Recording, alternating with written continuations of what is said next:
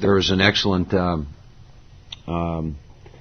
article about Bill Wilson, which was pretty heavily researched, and I found out a lot about Dr. Silkworth in that, and it's estimated that he treated over 51,000 alcoholics and drug addicts in his 16 years at Towns Hospital. And the interesting thing is that in the doctor's opinion, everything he tells us came from observation. He was not doing scientific research on people. Now here's what's interesting to note. As far as I can tell in 1995, because I'm in this business, everything that scientists have been able to prove in terms of alcoholism is in complete agreement with what Dr. Silkworth came up with from observation. So we have not been able to disprove a single thing that he said around this thing. So, again, in the doctor's opinion, the place we're going to come at when we look at this is one thing: what happens to me once I take a drink? Or for those of you who are trying to find out your truth around drugs, what happens to me when I put dope in my body? And that's all we're looking at. And what's beautiful is the big book disregards everything else your ego might use to not look at the truth. It doesn't care what your gender is, male or female. It doesn't care about your age. It doesn't care about your education.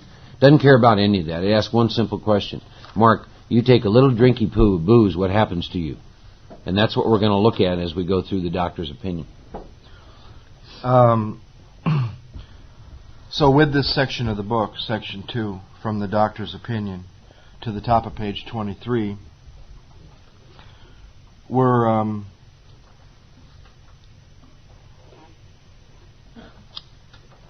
concerned with what happens after we take a drink, after it goes into our system.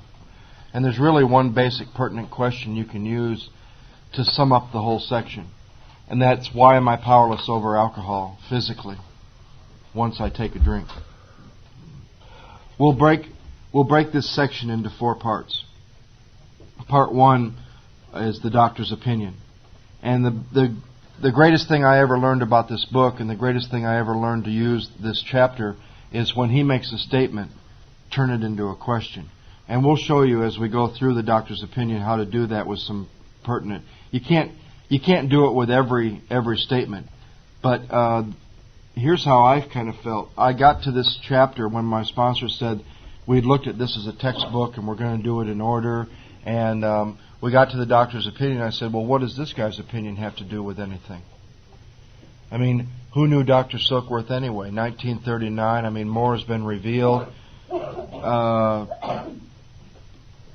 Who's this guy? And somebody said, to make this chapter come alive so it's not just a doctor's opinion, turn every statement you can into a question. And the whole chapter came alive because it was a chapter about me. It was a chapter about what happens when I take a drink of alcohol. With Bill's story, we're going to break it into 2 parts.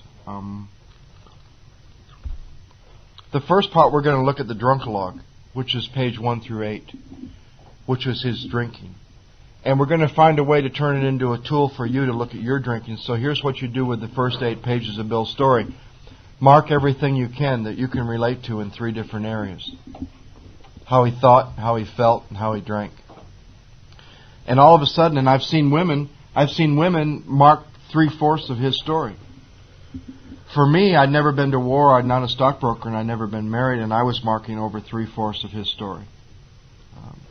Because I wondered when I got to it, what good is putting Bill's story way up here and Dr. Bob's story way in the back? Somebody said, well, because you got to know, when I got sober in Denver, there was 3 of the original members of Alcoholics Anonymous living in Denver when I got sober, and I got to talk to those guys. And I said, how come they put Bill's story way up here and Dr. Bob way back here, if this is a textbook and we're supposedly looking at the physical craving? And he says, well, I'm sure Bill's ego had something to do with it, but at the time, they felt it was the best story for anybody to relate to, because it doesn't get into a lot of stuff that separates us. It gets us into a lot of stuff that joins us. And all of a sudden, they said, look for the similarities and put aside the differences. And I brought that principle into meetings, and all of a sudden, guys that I couldn't relate to a week earlier, Skid Row or really rich or not like me or didn't go where I went or didn't go as far as, all of a sudden I'm listening to how they drank. I'm listening to how they felt. And I'm listening to how they thought. And all of a sudden, guys that I couldn't relate to, including Bill Wilson, when I put aside the differences and looked for the similarities and looked at how they thought and they felt and they drank, all of a sudden I'm relating to people, including Bill Wilson, that I previously didn't relate to. So take that drunkalog and use it as a tool to get in touch with your own drunkalog and mark what you can relate to in those first 8 pages. Then you'll find that he gets sober. So what can we do with his sobriety, with his description of sobriety? Pages 8 through 16. Well, there you can go back to the exercise that somewhere before step 3 needs to be decided, is if you're willing to go to any length. Because what he's going to describe there in page 8 to 16 is a great short form description of what you're going to be asked to do in the rest of the work. So here's what you do with 9 to 16. Mark anything that you're not willing to do that he did to recover. Anything that pulls on you. Anything that you feel resistance to. And it doesn't mean you fail or you can't go on. I'll tell you what that stuff turns into. And it turns into a great tool for you, the person taking me through, and me, the person going through it. Whatever you mark, and be honest, whatever you mark that you feel resistant to, that's the barometer as to when you're done with step 1. Because here's what I'll tell you. When you're done with all 3 parts of step 1, you go back to that resistance that you felt at the beginning, it'll be gone. And the stuff you marked will be a great barometer for the person taking you through and you, the person doing it, as to when you're done with step 1. With 17 to 23 in there as a solution, we're going to use the same principle that we used with the doctor's opinion, and that is continue to turn every statement you possibly can into a question for yourself. Mark talked again about how to approach those questions. Approach the question that you're not meaning to answer it. Approach the question like the most important thing isn't your answer to it. Approach the question from where you can look at it from both sides. And we're going to bring up some specific questions within these pages and show you how to look at both sides of that.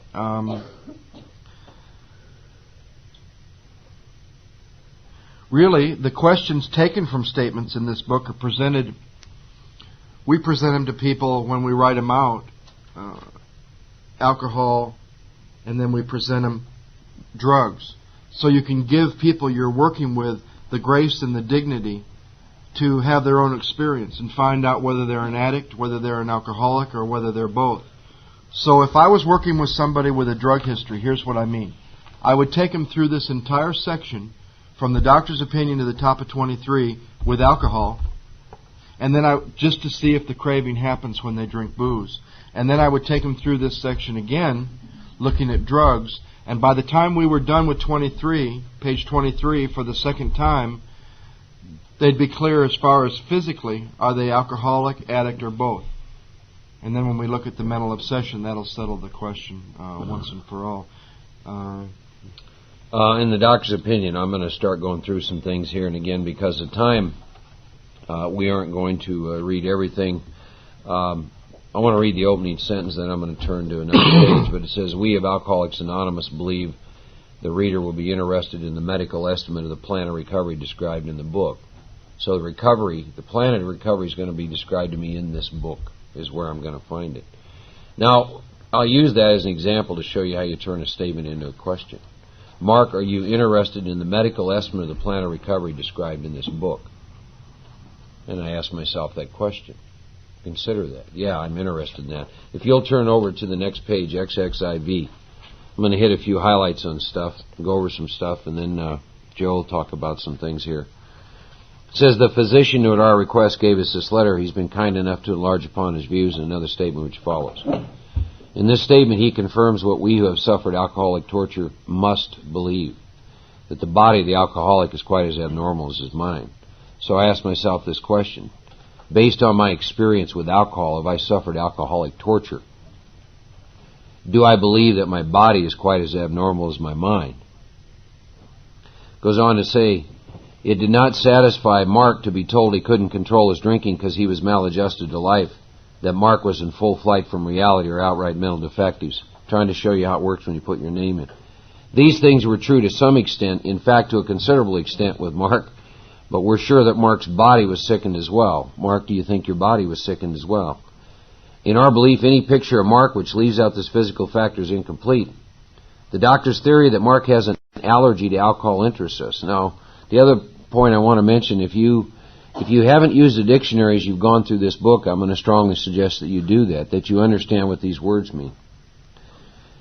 It says, as a layman, our opinion as to the allergy, may mean little, but as an ex-problem drinker, we can say that the doctor's explanation makes good sense. The allergy, may explain many things for which Mark cannot otherwise account.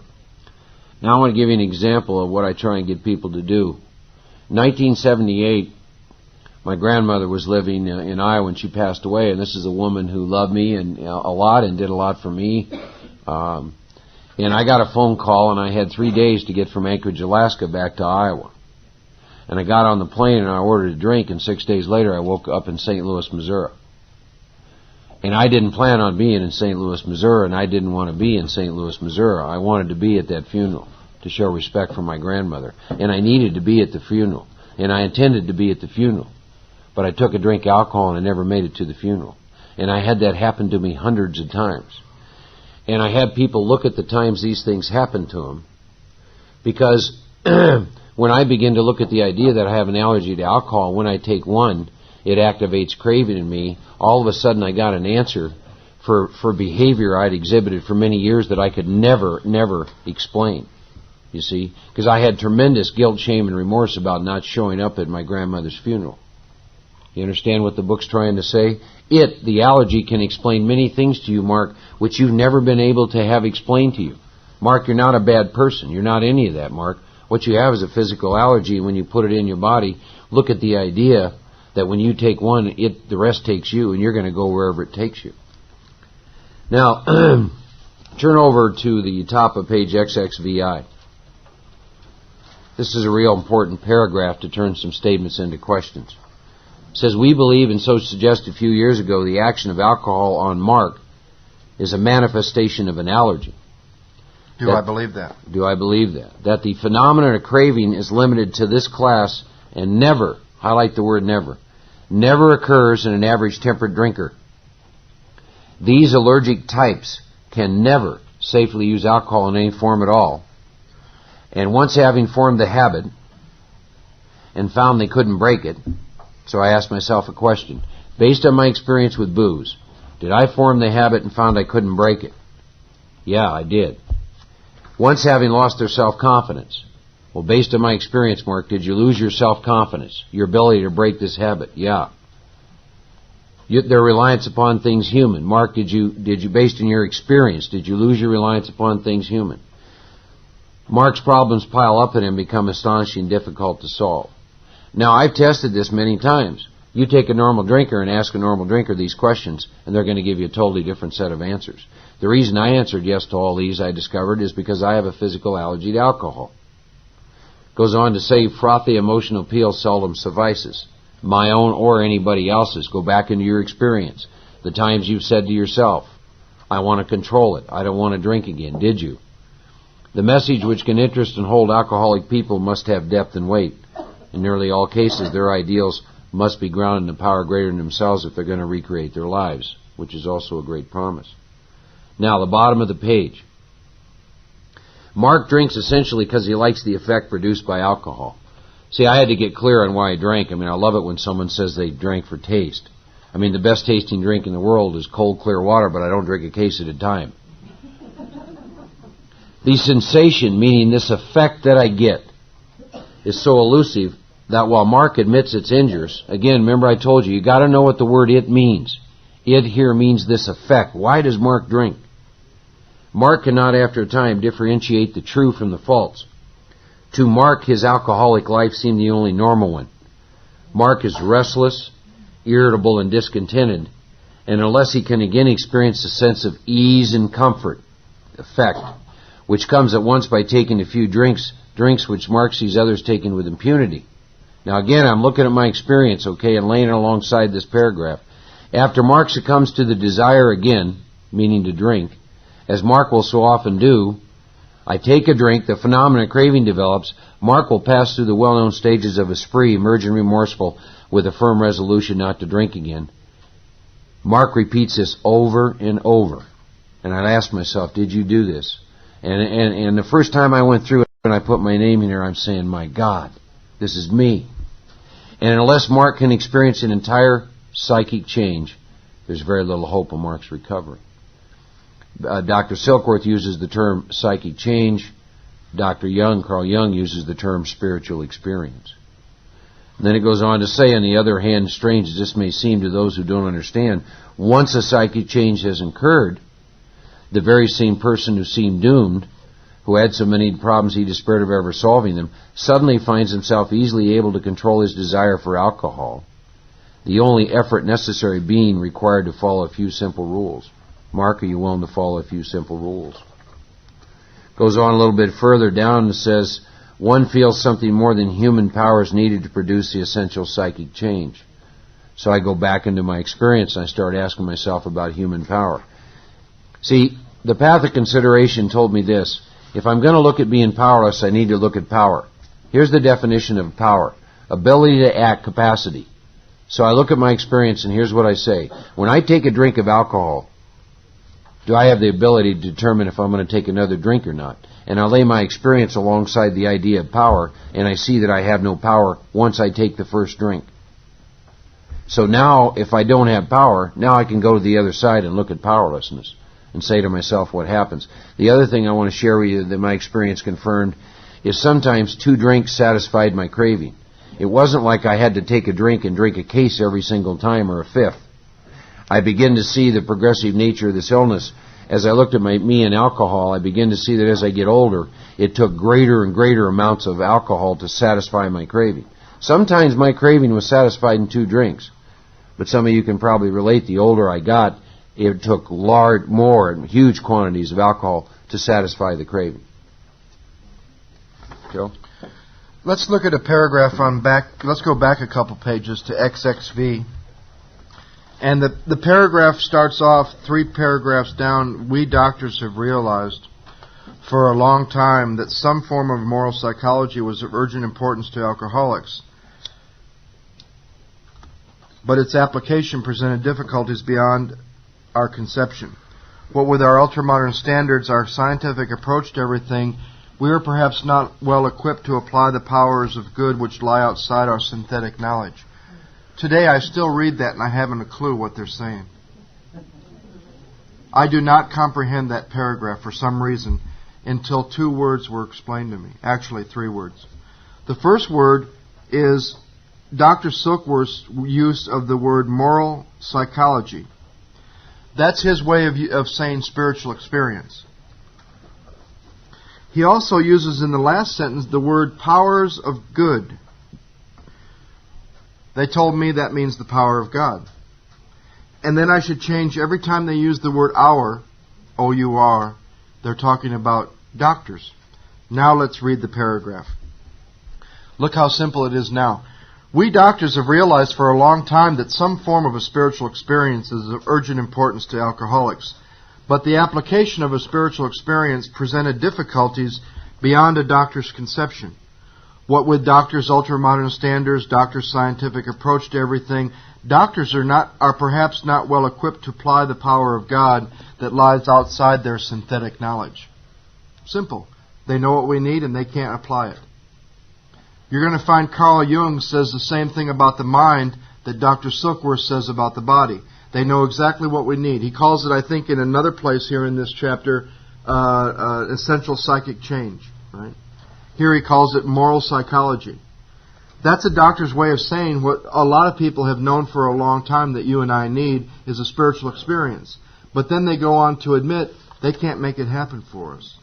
This is just another long line in admissions that no human power, including Dr. Silkworth, the foremost authority, the guy that had the piece of information that saved Bill and Bob and a lot of us, finally finding out. Can you think of all those days that it ties up that you could never explain when Silkworth says, hey, you got an allergy to alcohol. Instead of like a rash to strawberries where you get a rash every time you eat strawberries, instead of that, you get a craving for more alcohol beyond your mental control. That'd be like saying you're going to eat a quart of strawberries and this time I'm not going to get a rash. This time I'm not going to get a rash.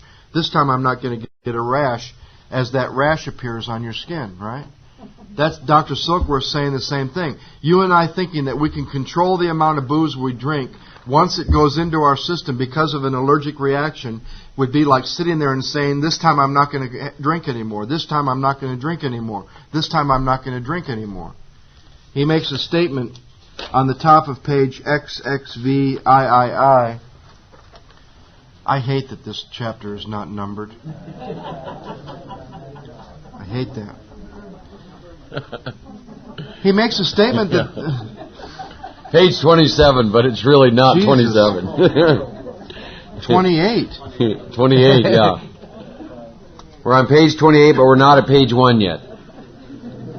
Right. Only an alcoholic would understand that. He says, these men were not drinking to escape. They were drinking to overcome a craving beyond their mental control.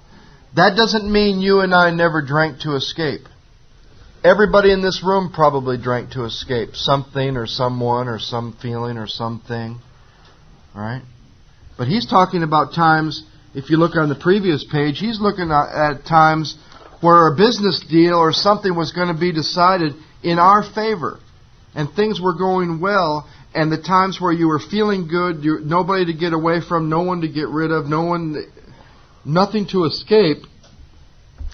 Go back to those times where you weren't drinking to escape. You were drinking to escape a craving beyond your own control.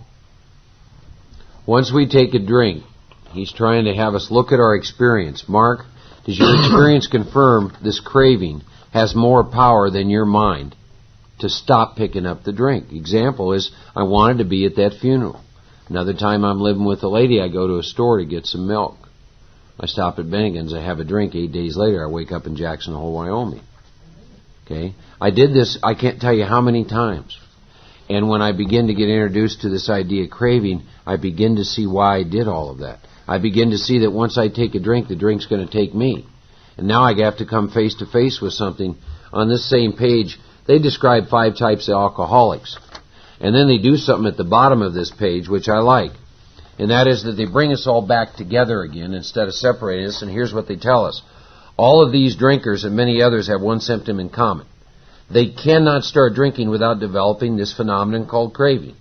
This phenomenon, as we have suggested, is the manifestation of an allergy. It will differentiate these people and set me apart as a distinct entity. This allergy, has never been, by any treatment with which we are familiar, permanently eradicated. The only relief we have to suggest from the allergy is entire abstinence. Now they go on to tell us this puts us into a cauldron of debate, and here's why we're going to find out why. Dr. Silkworth told Bill what was wrong with him. Said, Bill, it's real simple. If you never take a drink, you'll never activate allergy. Now you go on and have a good life.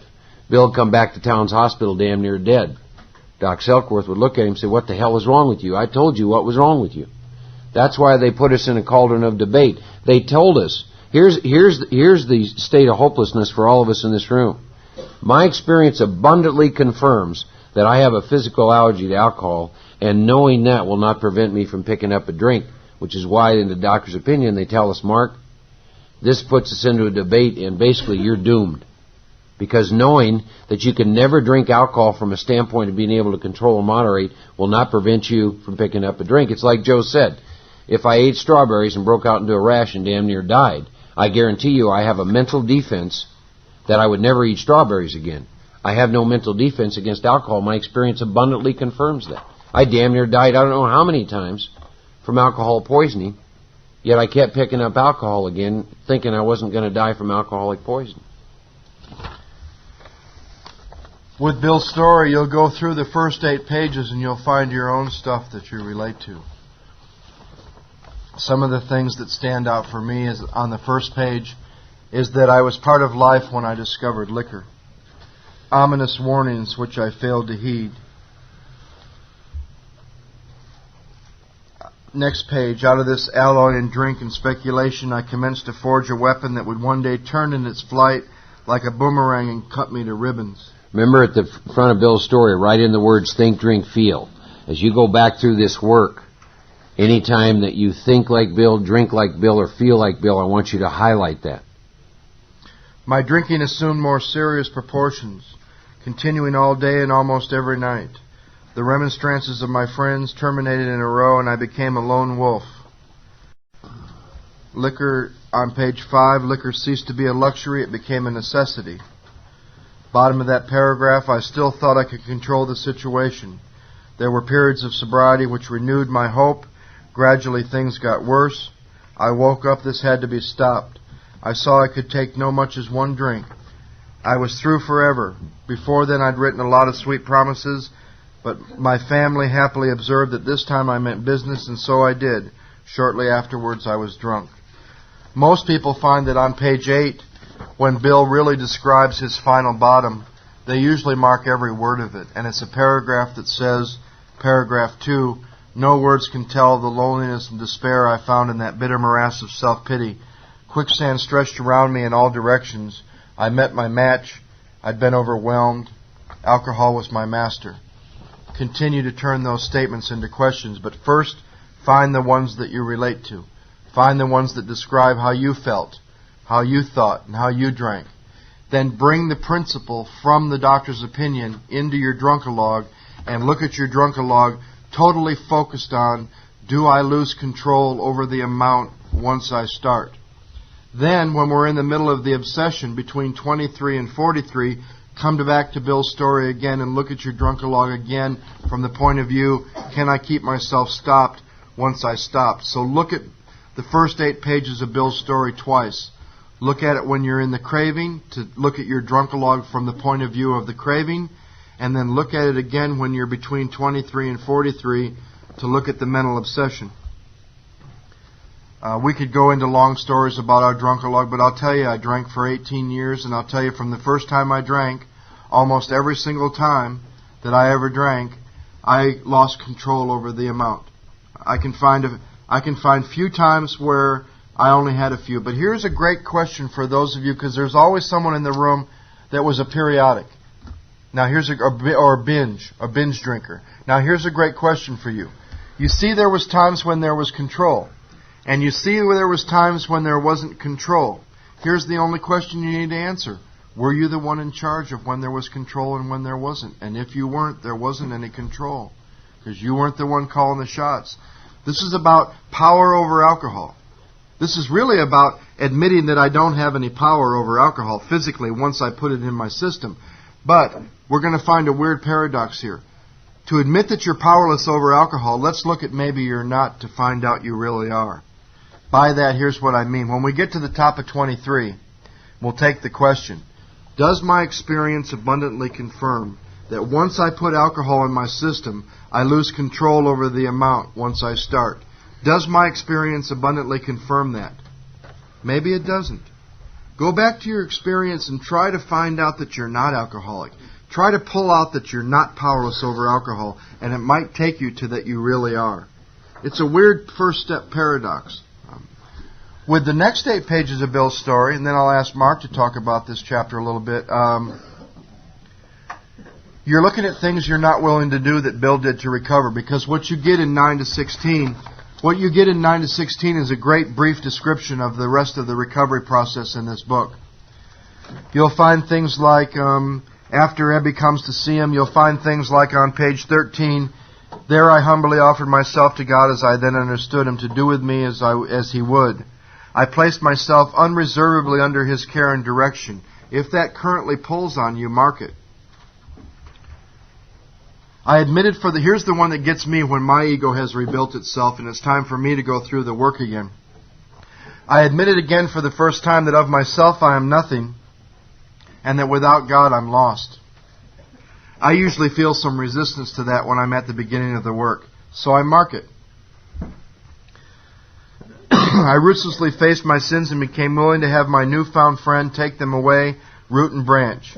I've not had a drink since. Step 6 and 7. My schoolmate visited me and I fully acquainted him with my problems and deficiencies. Step 5. Made a list of people I'd hurt and toward whom I felt resentment. I expressed my entire willingness to approach these individuals, admitting my wrong. Step 9. Never was I to be critical of them. I was to write all such matters to the utmost of my ability. I was to test my thinking by the new God consciousness within. So all the way through these next 8 pages, 9 to 16 in Bill's story, you're going to find stuff that's required to recover. Mark it if you feel resistant to it. Anything else with this chapter? No, let's get into chapter 2. There is a solution. I want to hit a few highlights from 17 to 23 that I think are important. Starts out and says, we of Alcoholics Anonymous know thousands of men and women who were once as hopeless as Bill. So the exercise we gave you in the first 8 pages is to answer this question. Mark, based on your experience with alcohol, were you as hopeless as Bill? And when I marked how I think, drink, and felt, and I saw that Bill and I were exactly alike when it came to alcohol. I thought like Bill, I felt like Bill, and I drank like Bill. So I have to answer this question, was I as hopeless as Bill? Yeah. Then I get a great statement of hope. Nearly all have recovered. They've solved the drink problem. Now the next paragraph describes the fellowship, but toward the bottom I want you to make notes on a couple things. It says the feeling of having shared in a common peril is one element in the powerful cement which binds us. I want you to write in your big book, page 75.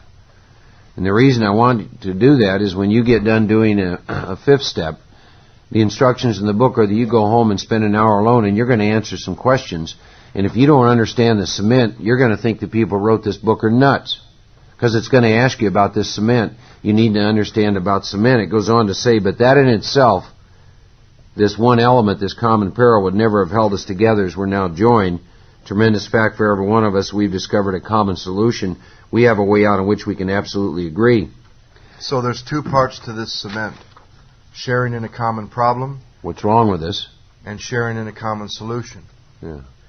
If all you and I needed was to sit in rooms with people that had our same problem, the county jail would have worked for several of us. Imagine those of you in the room that are new, if all you could do was sit around rooms and hear people talking about having the same problem that you do, but no one in the room had a solution to that problem. So there's 2 things that join us. This stuff doesn't seem real important now. It will after a 5th step when they ask you to review this cement. Picture this. Picture a brick wall that has your first step. That's the foundation of your entire program, is this foundation that you're laying right now in step 1.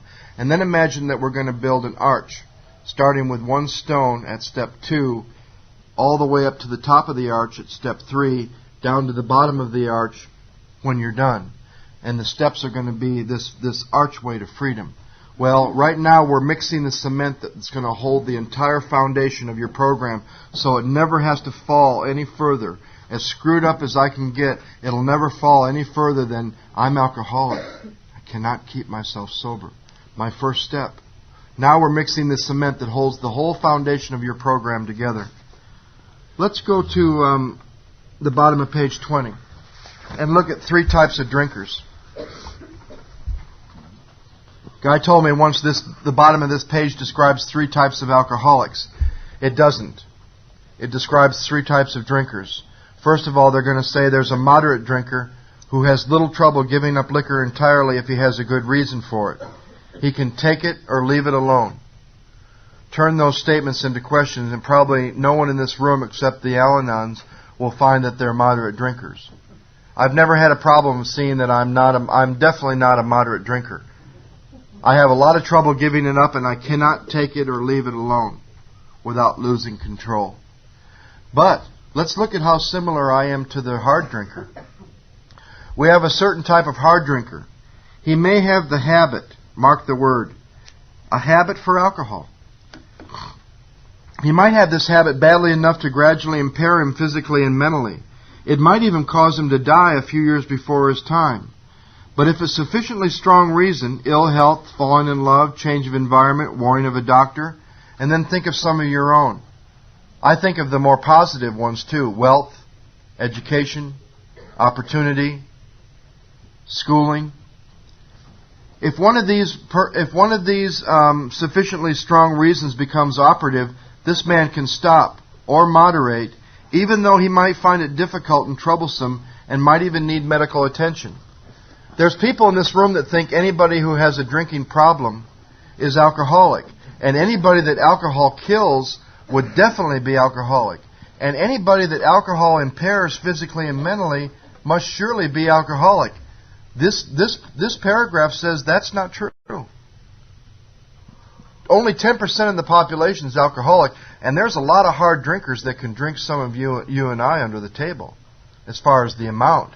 They might have a habit for alcohol. It might even impair them physically and mentally. But given a sufficiently strong reason, they can make up their mind and stop. So there's the first point that separates me from the hard drinker. Give me a sufficiently strong reason, I drink. As a matter of fact, your sufficiently strong reason to stop is my sufficiently strong reason to start. And I've got guys throughout my life, they seem to be able to stop when such and such happened, when we went to the penitentiary, when we got in trouble that first time, and I made up my mind to stop and I couldn't. Well, what about the real alcoholic? He may start off as the first guy we read about. Some of us did, some of us didn't. Here's an interesting statement. He may or may not even become as bad as the guy we just read about, the hard drinker. But at some stage of my drinking career, I began to lose control over the amount once I start. There's the number 2 point. So far there's only 2 things that separate me from the hard drinker. Give him a sufficient reason he can stop. Give me a sufficient reason I start again. And at some stage of my drinking, I began to lose control over the amount once I start. The other thing that's important, it's the things that we've just talked about eliminate this stuff about how old I am, how much I drank, how often I drank. The book doesn't care about any of that. It asks you to look at one simple thing. People who are periodics and people who are binge drinkers, they'll hang their hat on that. Well, I didn't drink for 9 months. I drank for 3 and damn near died, right? The book eliminates all that. It asks you a simple question. Does your experience confirm you can control once you start? It doesn't care what you drink, how long you drink, how often you drink. And for me, it was important. It eliminated my idea that an alcoholic was someone sleeping under a bridge. Because the truth is about 98% of the population who are alcoholic are people that are sitting in this room, that are married and they have jobs and they have children and everything else. So I looked at one simple thing. Not how much I drank and how often. When I take a drink, could I control it? Did I have sufficient reason? I mean, here, think about this. Those of you who've gone through this thing of trying to quit. Imagine you made a list of all the consequences you suffered from drinking. And so then what happened, I do this a lot with people who've relapsed. I'll say to them, do you think, guy sober a year, for example, do you think you chose to drink? And he or she will always say yes. And I'll say to him, you don't have a clue about step 1. Because if you and I made a list of all the consequences we suffered from drinking, and we went into one of those malls where you do this survey, okay?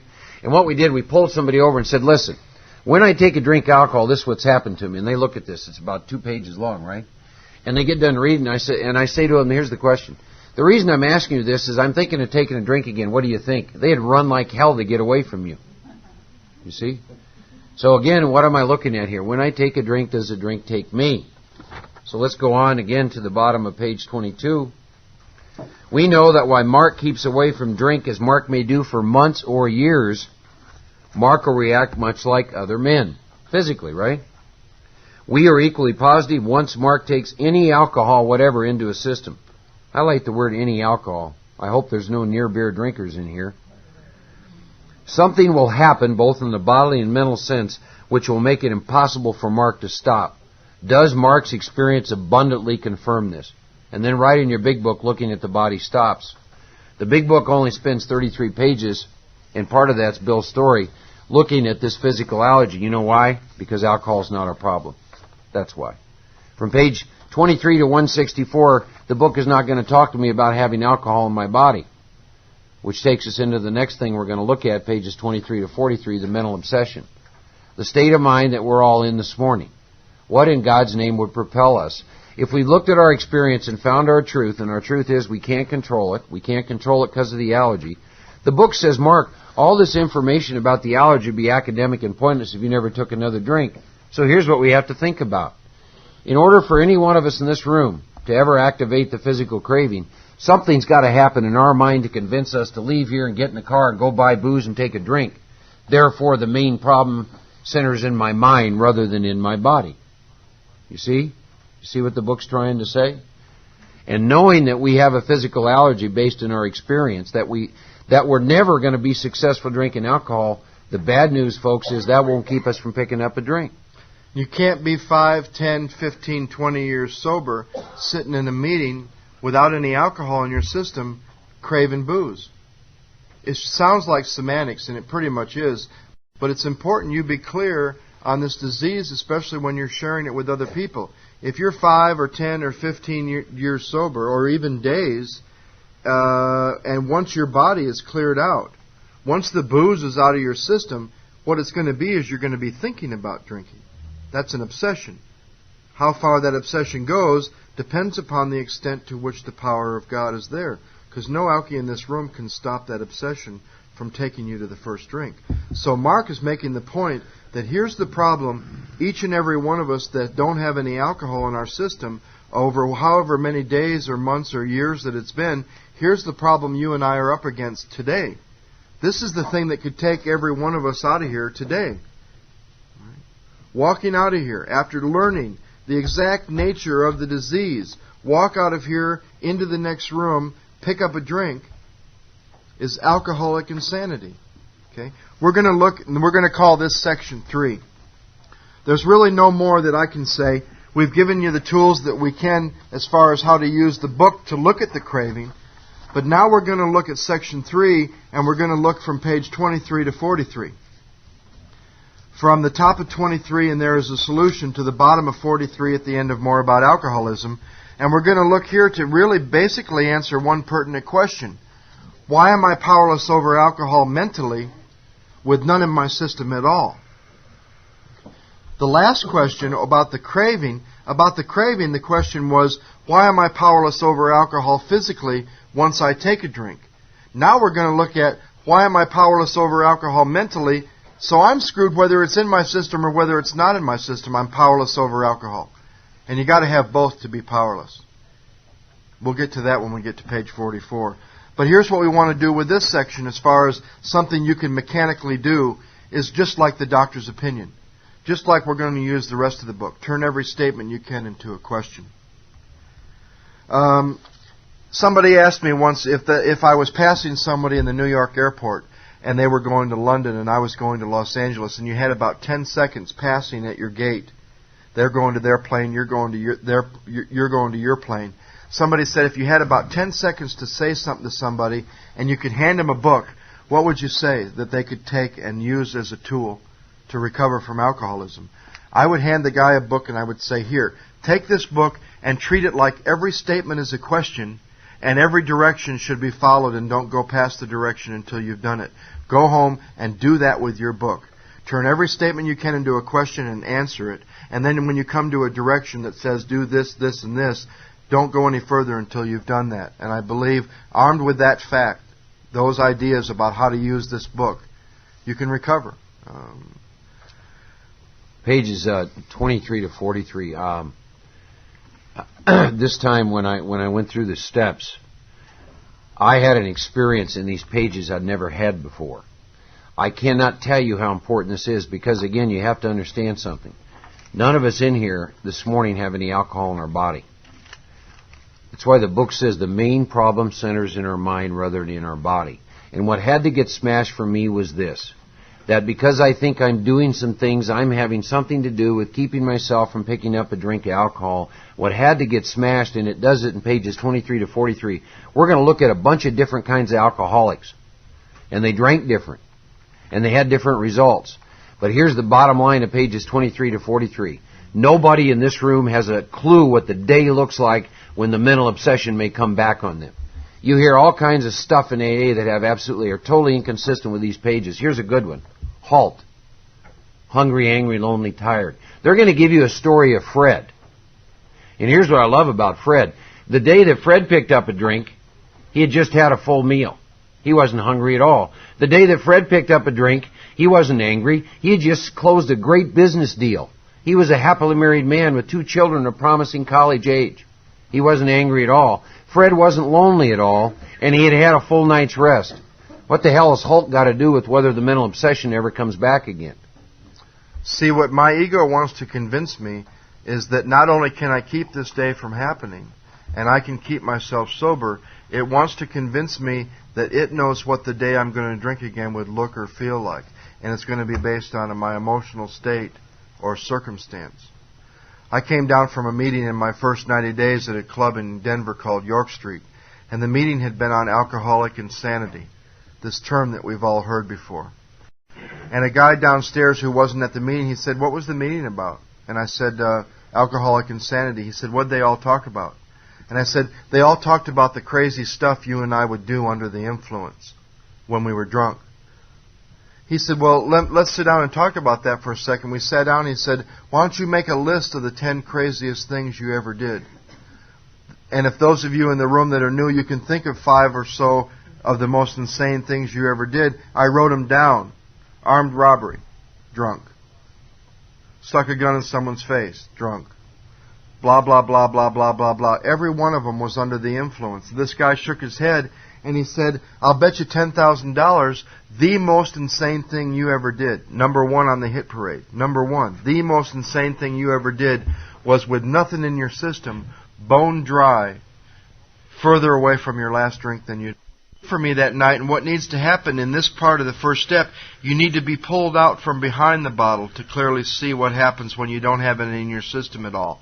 Because what he helped me see is the most insane thing that this guy has ever done is to pick up the first drink. And I did that 28 days out of the Michigan State Penitentiary at my very best, further away from my last drink than I'd been in a long time. Because I never had 28 days for a long time. And I commit alcoholic insanity at my very best. At my very best, I pick up the first drink. See, the ego takes the very best of you and uses it against you. One more thing before we cover these pages I'd like to mention, and that is, and this is sometimes hard for me to explain, but I can tell you, when I got free of this, it lifted 1,000 pounds off my back, because so far we've been confronted with 2 questions. I'm going to go over this again when we're at the other end of the work, and the question is, why do you think God's working in your life? But the questions we've covered so far is, Joe, how come you always drink so much once you start? And how come you always start again every time you stop and make up your mind never to do it again? Why do you always start again? One's about the body, one's about the mind. When asked those questions, what my ego likes to do is say, because of what's going on out here, or because of how I'm feeling. So let's break that down. Why do you drink so much once you start to drink? Well, because she left me. Well, don't you get the craving when she stays? Well, because the team lost. Well, don't you get that craving when the team wins? Well, because I'm on Skid Row, I get the craving. Well, didn't you used to get the craving when you were in the penthouse in Las Vegas? Well, I get the craving because it's sunny. Well, don't you get the craving when it's cloudy? And all of a sudden they pull everything out from under me that I think is the reason out here for why I get the craving in here.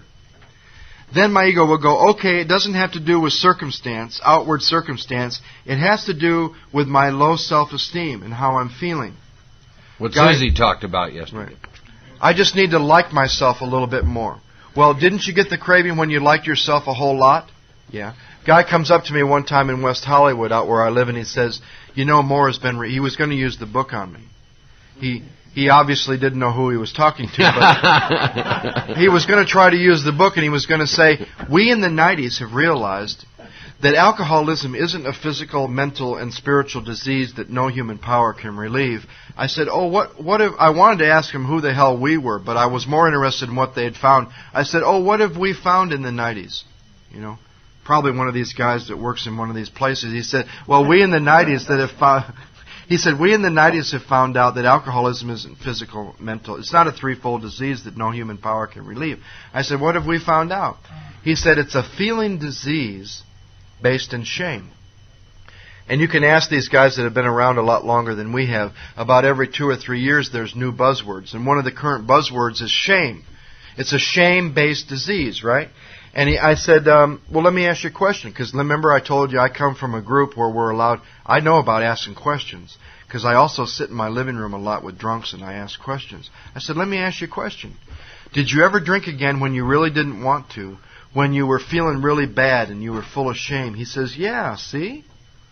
And then I knew the game was over. I had him. We were done playing, but he didn't know it yet. I had to show him we were done. And I said, well, did you ever drink again when you really didn't want to, when you were feeling really great and there was no shame at all and you were king of the mountain? He said, yeah. I said, well, did you ever drink again when you really didn't want to, when you weren't feeling much at all? He said, yeah. I said, did you ever drink again just to feel something? He said, yeah. I said, did you ever drink again when you really didn't want to not feel anything? He said, yeah. I said, then what the hell does alcohol care about how you feel, whether you drink it again or not? And somewhere in this process, I have to get free that circumstance and my emotional state have nothing to do with why the craving and the obsession happen. Because doing good or doing bad, in the penthouse or on Skid Row or in between, not doing much at all, when she stays, when she leaves, when she goes, when she's here, when she's not here, when the team wins or loses or draws or ties, when it's sunny or cloudy or rainy or foggy, I get a physical craving for booze beyond my emotional state and the circumstances in my life. And the obsession happens the same way too. Okay. Give me an example. Just yesterday, we were at a meeting, and a gentleman was sharing in the meeting. He'd gotten some bad news the night before, and here's what he says. This is the trap of this. He says, you know, I knew I should have come down to a meeting and talked about this problem. He said, I knew I should have, but I didn't. He said, next time I will. And so I'm sitting there and I'm saying to myself, because here's my experience. I think probably I'm in far graver danger when I'm sitting on top of the world and everything's going my way than when I have a problem, because I'm such a weenie. When I have a problem, I turn a lot more to God. You see, I had to get rid of this idea that I'm supposed to go into meetings or call a sponsor or pray when things turn and don't go out the way. Because I'm real clear on something today based on my experience. I don't have a clue what the day looks like when I'm going to pick up a drink again. So I don't go to meetings, or I don't work the steps, or I don't do this stuff based on how I feel or based on the external circumstances of my life. Because I drink when it's going great and I drink when it's going terrible. You see what I'm saying?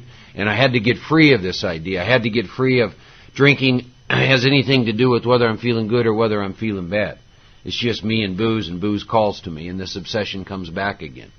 Page 23, middle of the third paragraph. But in my heart, I really don't know why I do it. Bottom of the page. The tragic truth is, if I be a real alcoholic, the happy day where I will be able to assert my power of will may not arrive. I have lost control. Now, two very important paragraphs. At a certain point in the drinking of every alcoholic, I pass into the state where the most powerful desire to stop drinking is of absolutely no avail. Choice, need, want, desire, what's needed, necessary, or right, don't enter into the picture when it comes to me and drinking again. Especially choice, desire, and will. If I can, with choice, desire, or will, keep myself from drinking again, I am not powerless over alcohol. Therefore, I am powerless over alcohol because I can't choose, or my desire or what I want isn't strong enough. Next paragraph. The fact is, most alcoholics, for reasons that we don't understand, have lost the power of choice and drink. Our so-called willpower becomes practically non-existent. Let me say that again. We have lost the power of choice. Our willpower becomes practically non-existent. We are unable at certain times to bring into our consciousness the suffering with sufficient force, the memory of the suffering and humiliation of a week or a month ago. We are without defense against the first drink. I can't keep myself sober on my own power.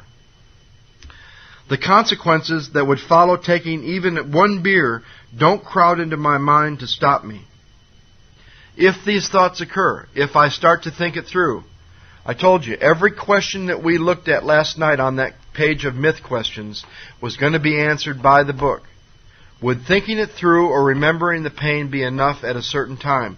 These two paragraphs have just told me that the pain of the memory of the pain and humiliation would not be enough, and even if I think it through, these thoughts won't be able to stop me. How many in this room have sat in a meeting and said, think through the drink?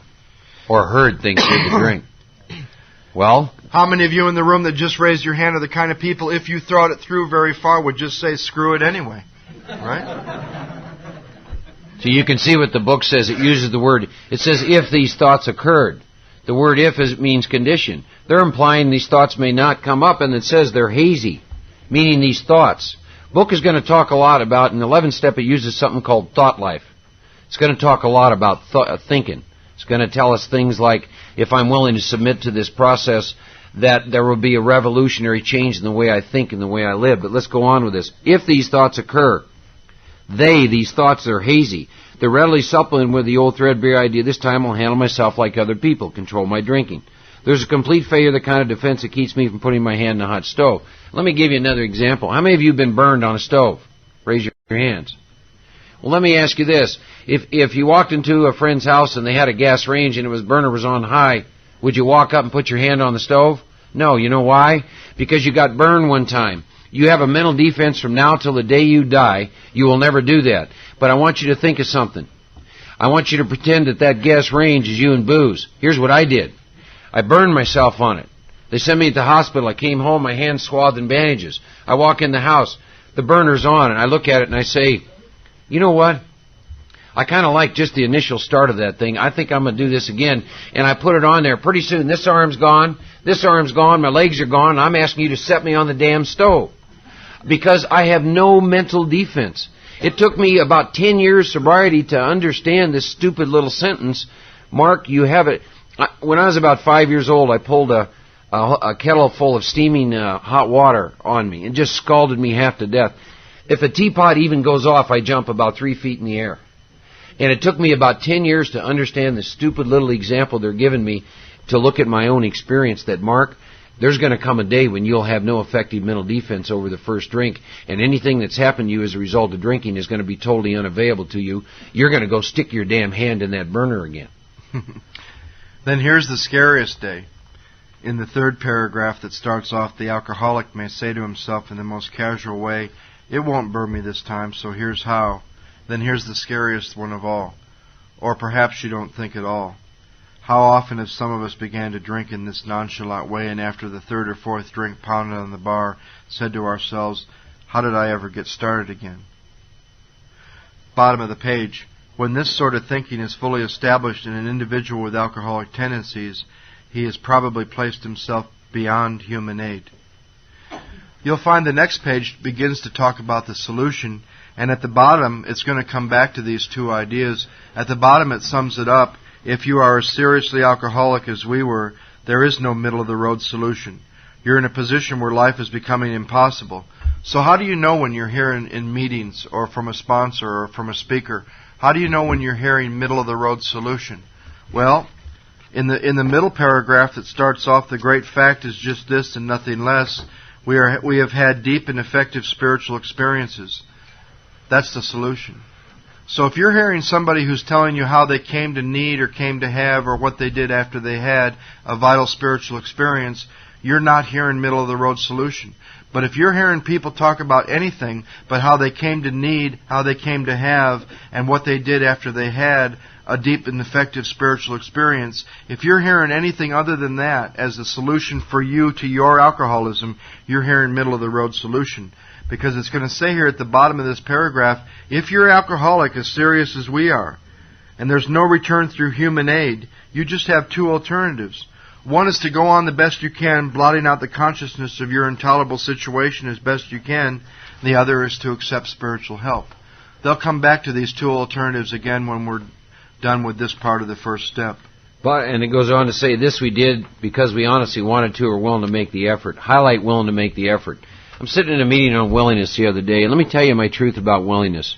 My willingness is as deep as my actions. I'm not concerned, when I'm working with an alcoholic, I'm not concerned with their intent. I'm not concerned with the words that come rumbling out of their mouth. I'm very concerned about the action they're taking. Okay? A lot of people are willing. A lot of people honestly want to. A lot are unwilling to make the effort.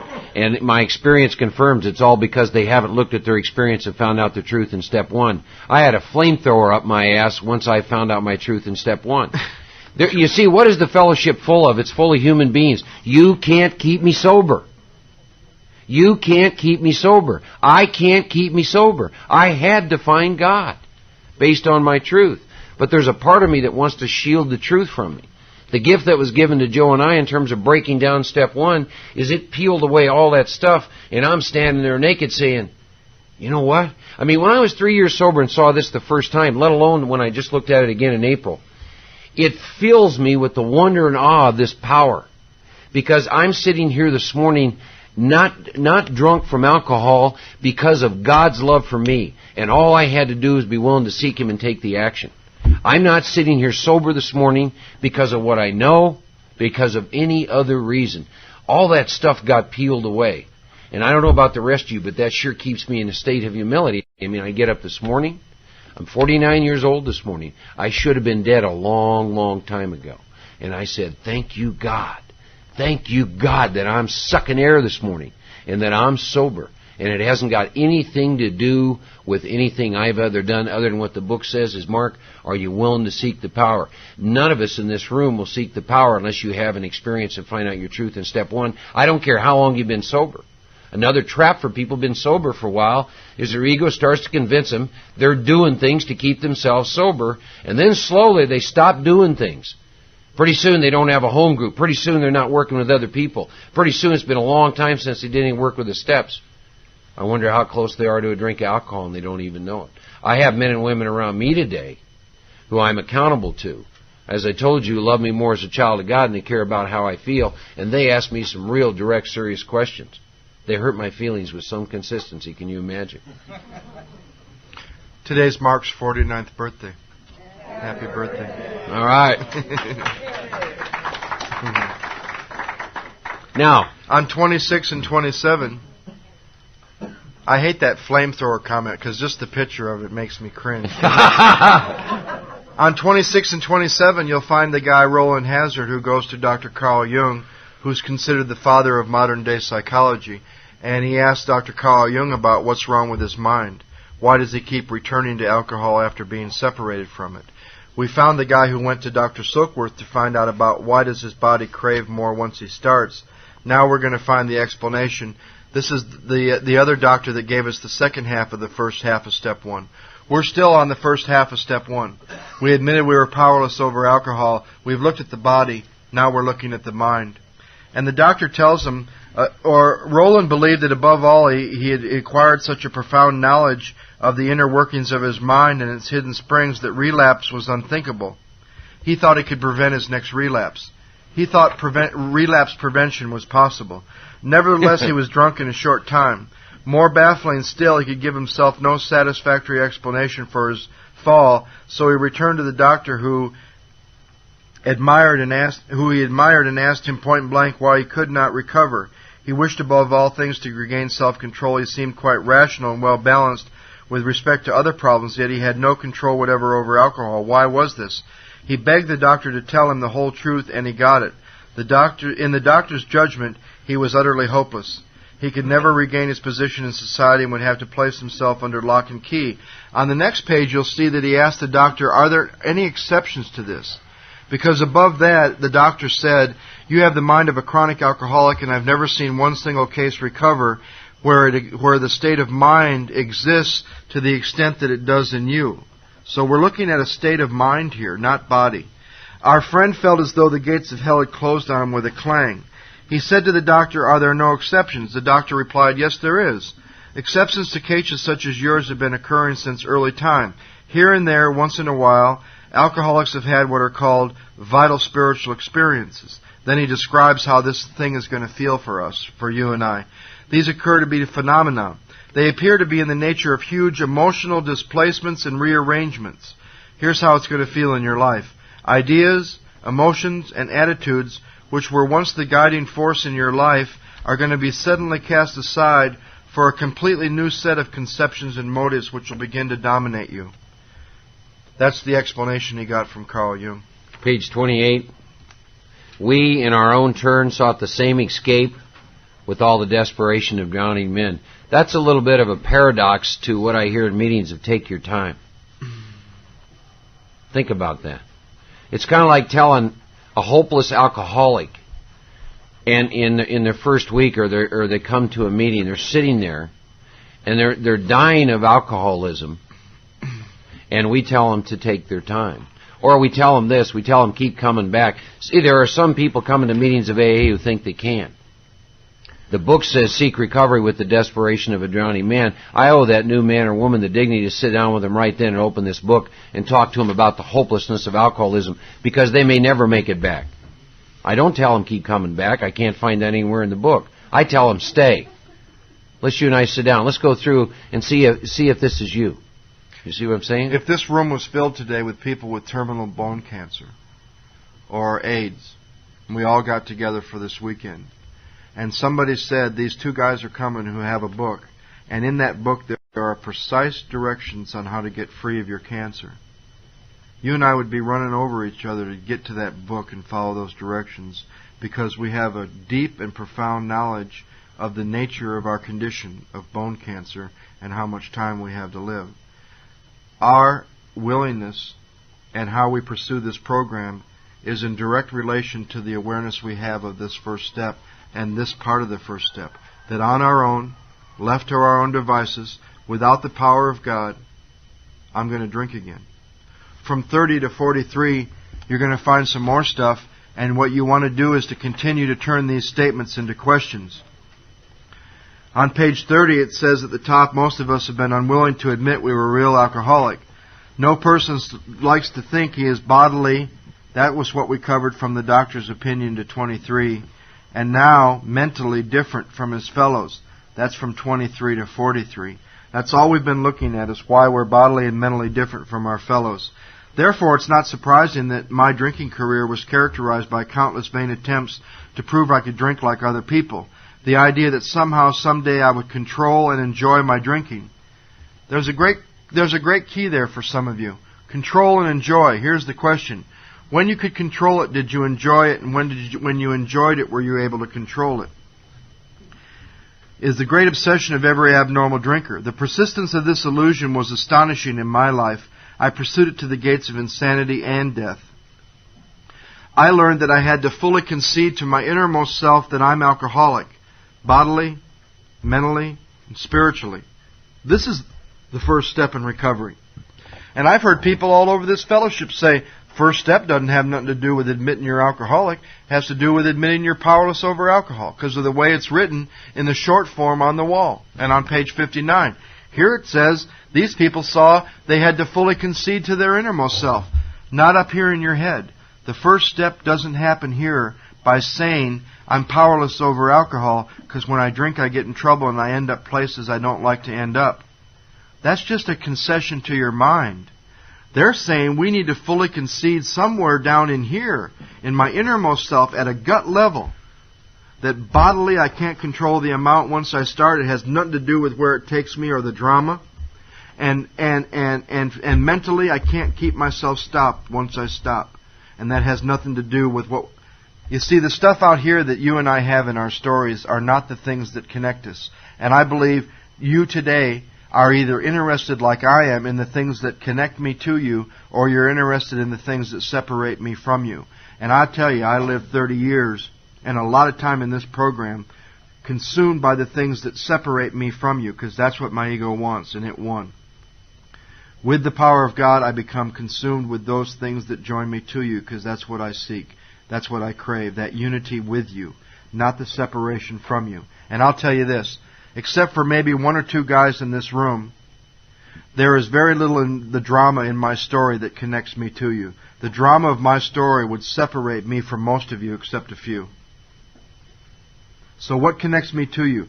What connects me to a little 70-year-old woman from South Central Los Angeles who's not the same color, who's not the same sex, who never went to treatment, never got in trouble, never went to jail, barely ever left the house, and hardly ever got in any kind of trouble? What connects me to her if it's all this drama that makes me an alcoholic? We don't have the same age, we don't have the same color, we don't have the same sex. I went to treatment 10 times, she never went. I went to jail in the penitentiary, she never went. I left the house a lot because when I drink, I gotta move.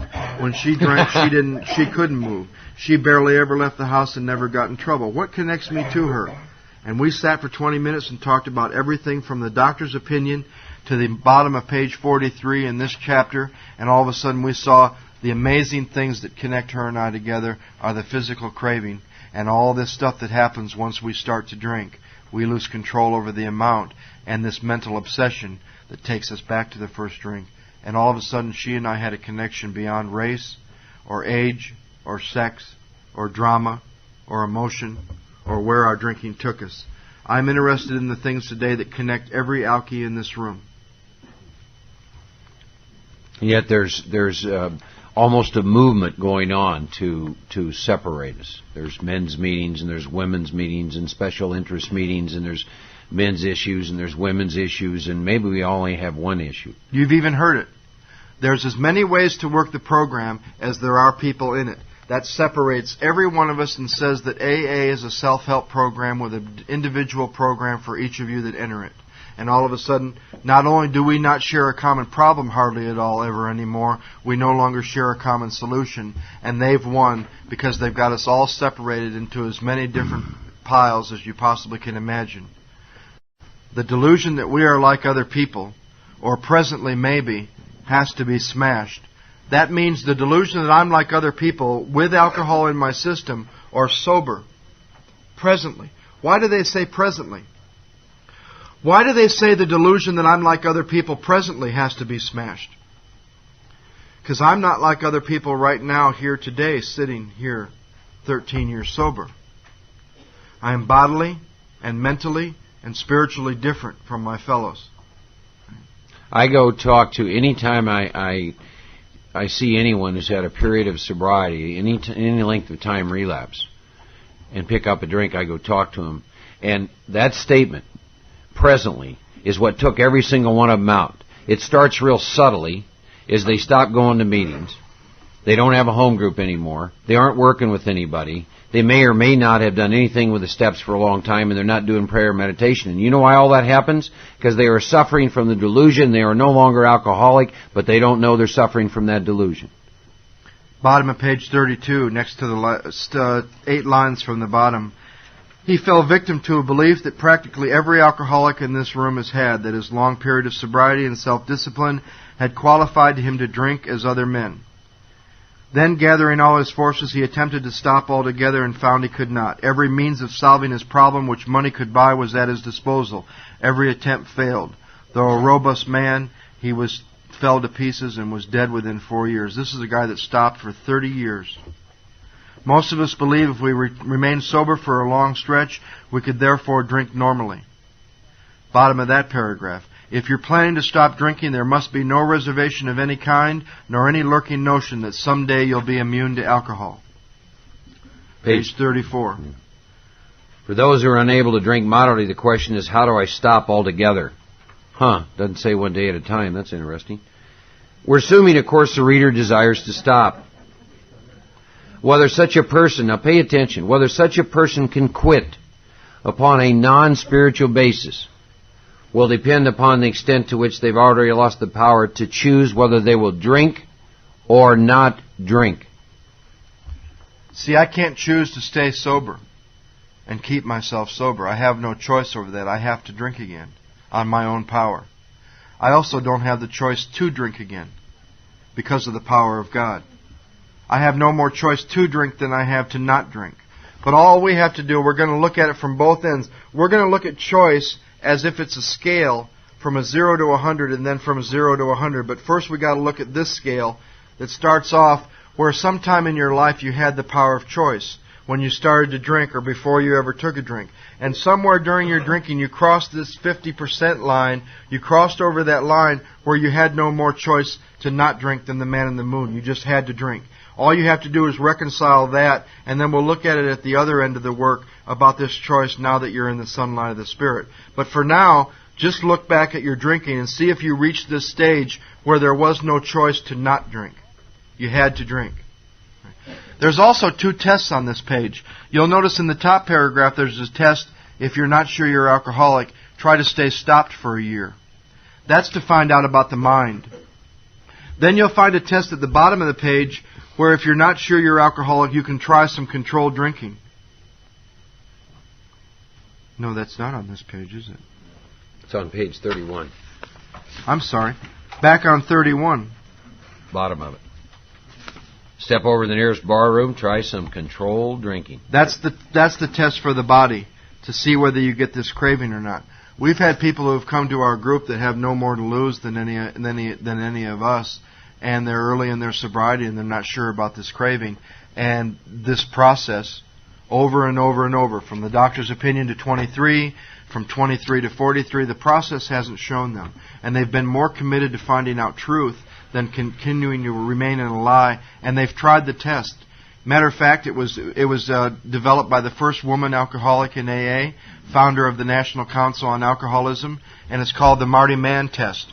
Marty Mann was the first woman in AA. She also founded the National Council on Alcoholism, and it was a test where you take 2 drinks a day for 30 days. And people that have come to our group to find out their own truth have taken that test, and some have passed and some have not. And they've been grateful for that because it's a helpful tool if this process doesn't work first. So I'm betting my life that this process will show me more than my drinking did, so I don't ever have to drink again. Top page 35 is again describing what we're looking at. We're going to describe the mental states, remember the main problem centers in our mind, that will precede the relapse into drinking. I said this yesterday. The relapse ends after the first drink. Doesn't begin then, it ends then. So this is what we're looking at. The mental state that will precede the relapse into drinking, for this is the crux of the problem. What kind of thinking dominates an alcoholic who will repeat time after time the desperate experience in the first drink? Of what is he thinking? Now they give you an example of Jim. And if you look through Jim's story, I think about 6-8 lines up from the bottom, there's a real strong warning. All went well for a period of time, but Jim failed to enlarge his spiritual life.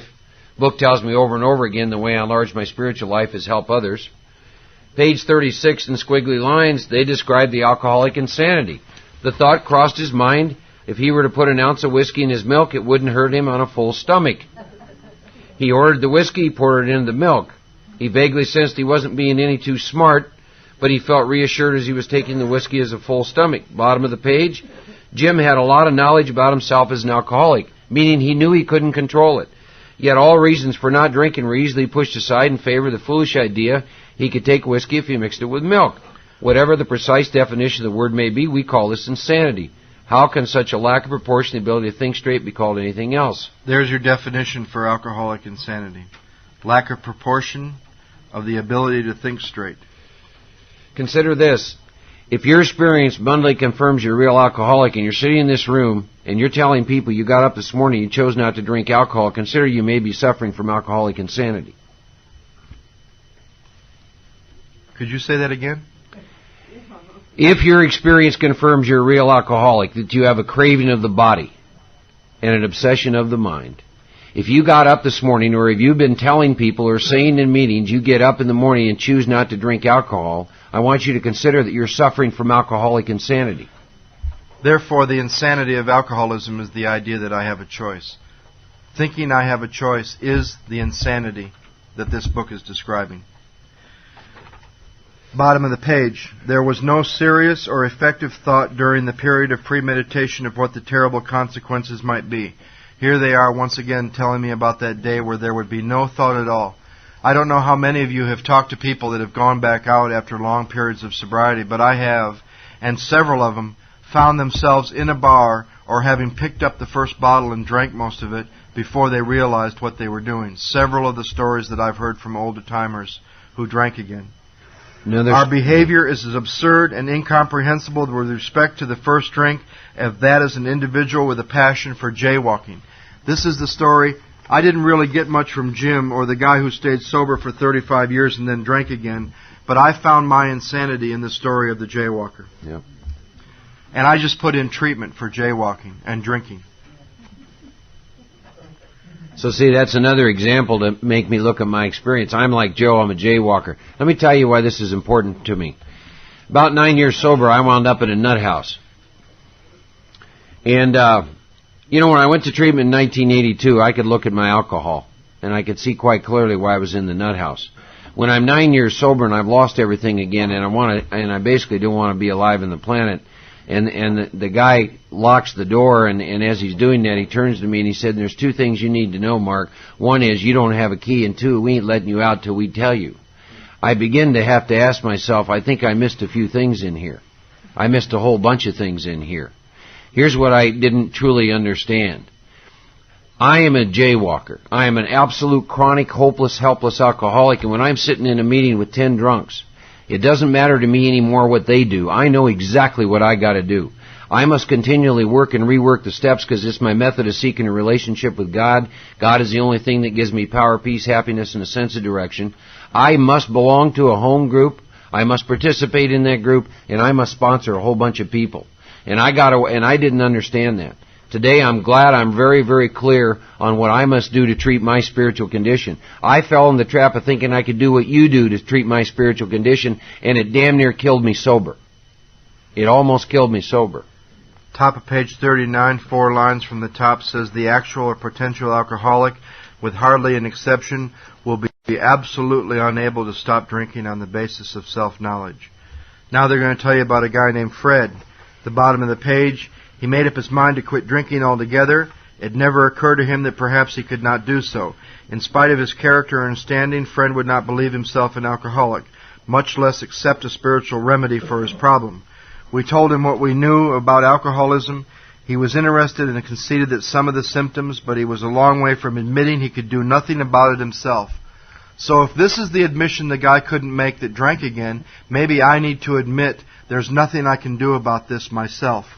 Maybe that's an important admission.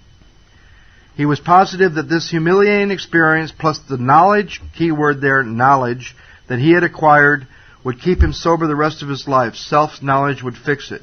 We heard no more of Fred for a while. One day he was back in the hospital. Page 42.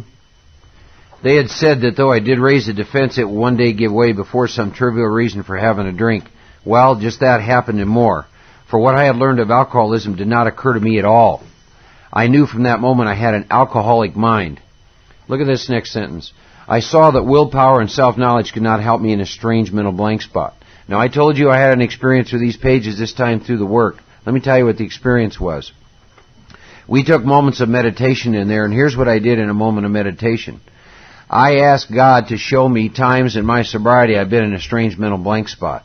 He did. Many. And I was sitting there sober that morning, and I began to understand that sober many times I've been in a strange mental blank spot, and I was real clear on why I was sitting there sober that morning. And it had nothing to do with anything I thought I knew about staying sober. It had to do with His grace and His love and His spiritual defense that He was providing me.